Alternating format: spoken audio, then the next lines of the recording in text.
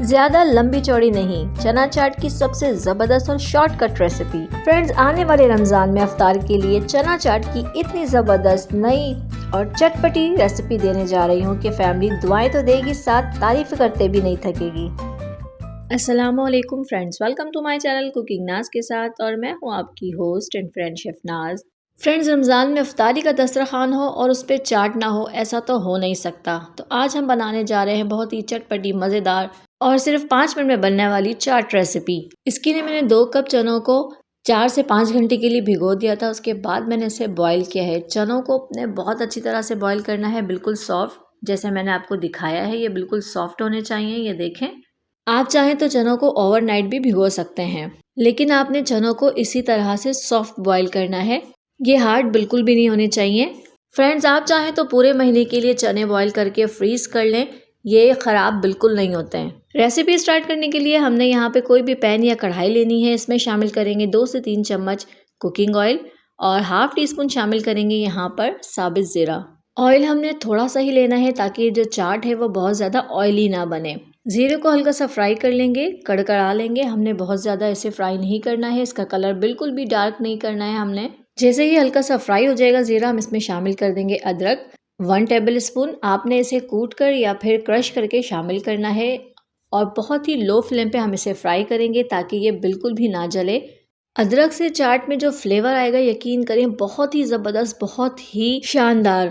ہلکی سی ادرک فرائی ہو جائے پھر ہم اس میں شامل کر دیں گے پیاز۔ میں نے یہاں 1 پیاز کو اس طرح سے باریک چاپ کر کے شامل کیا ہے۔ پیاز اگر چھوٹی ہے تو آپ 2 بھی لے سکتے ہیں۔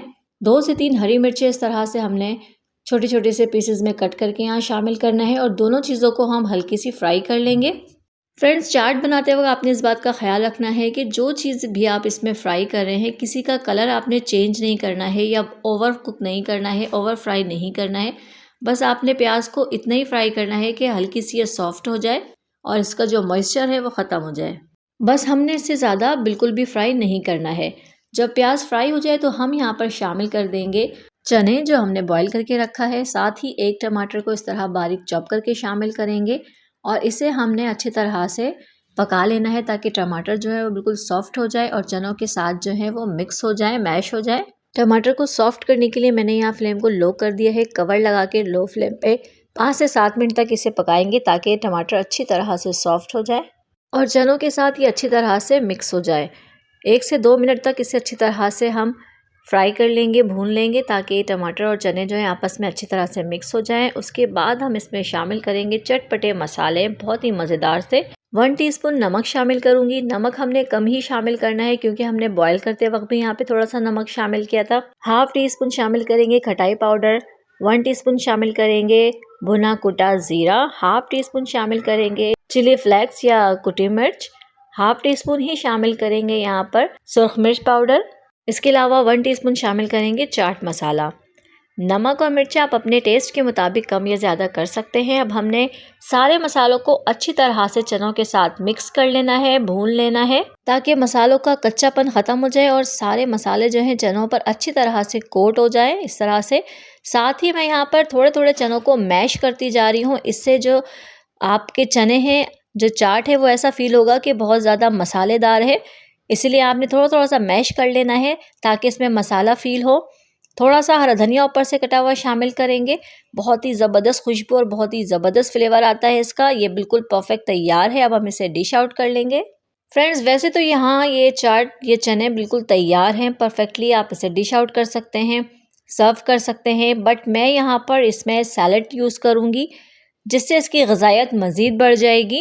بٹ آپ چاہیں تو اسے ایسے ہی سرو کر سکتے ہیں، اور آپ چاہیں تو اسے سیلڈ کے ساتھ بھی سرو کر سکتے ہیں، جو آپ کی فیملی میں پسند کیا جاتا ہے۔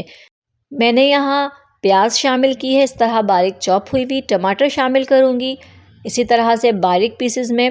اس کے علاوہ میں نے یہاں کھیرا شامل کیا ہے، اس کے بھی چھوٹے چھوٹے سے پیسز کٹ کر لیے ہیں۔ تھوڑا سا ہرا دھنیا شامل کریں گے اور ہم نے اسے اچھی طرح سے مکس کر لینا ہے۔ تو فرینڈز، اگر آپ کو میری ویڈیو پسند آئے تو اسے ضرور لائک کر دیا کریں، میری ویڈیو کو اپنے فرینڈز اینڈ فیملی میں شیئر بھی کر دیا کریں تاکہ وہ بھی اس سے فائدہ اٹھا سکیں۔ اور میرے وہ ویورز جو میں چینل پر نئے ہیں، انہوں نے مجھے ابھی تک سبسکرائب نہیں کیا ہے تو مجھے جلدی سے سبسکرائب کر دیں اور ساتھ ہی بیل آئیکن کو بھی پریس کر دیں تاکہ میری ہر نئے آنے والی ویڈیو کی نوٹیفیکیشن سب سے پہلے آپ تک پہنچے، وہ بھی بالکل فری میں۔